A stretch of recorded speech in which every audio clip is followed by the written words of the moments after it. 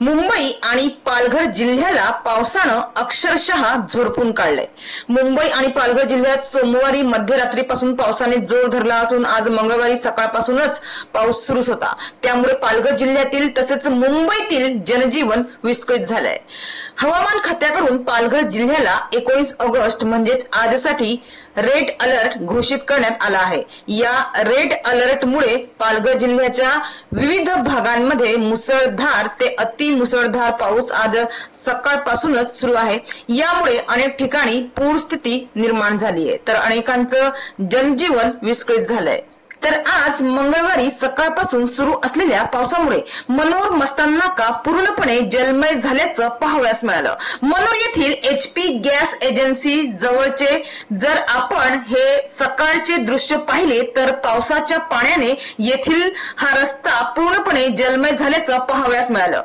सध्या येथील पाणी ओसरलं आहे, मात्र या ठिकाणी पाण्याचा व्यवस्थित निचरा होण्यासाठी मनोर ग्रामपंचायतीने योग्य उपाययोजना करण्याची गरज असल्याचं मत नागरिकांनी व्यक्त केलंय। तर मस्तान नाका येथील मोटार गॅरेज तसेच इतर दुकानात पाणी शिरल्याचे आज सकाळी दिसून आले। तसेच पोहा मिलकडे जाणारा छोटा पूल देखील पाण्याखाली गेल्याने मुख्य रस्ताच बंद झाल्याने येथील नागरिकांचे हालत झाले होते। तसेच मस्तान नाका येथील नाना शेठच्या चाळीत देखील यंदाही पाणी शिरले होते, त्यामुळे येथील लोकांचे मोठे हाल झाल्याचं दिसून आले। कंबर कसून त्यांनी घरातून पाणी बाहेर काढले आणि पावसाने सध्या काहीशी विश्रांती घेतल्याने या चाळीतील लोकांना दिलासा मिळालाय।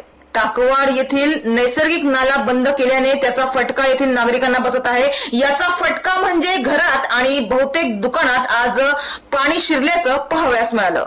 मात्र सध्या काही प्रमाणात पाणी ओसरल्याने आता येथील स्थिती पूर्वपदावर असल्याची माहिती आहे। तर रात बाकी आहे, त्यामुळे नागरिकांनी सतर्क राहावे, आपल्या व आपल्या कुटुंबाची नीट काळजी घ्यावी। रस्त्यावर किंवा इतर ठिकाणी पाणी असेल तर वाहने व स्वतः तुम्ही जबरदस्तीने पाण्यात उतरू नका। पाण्यात विद्युत तारा कधी तुटून पडल्या असतील तर खबरदारी घ्या, काळजी घ्या, सुरक्षित राहा, सतर्क राहा।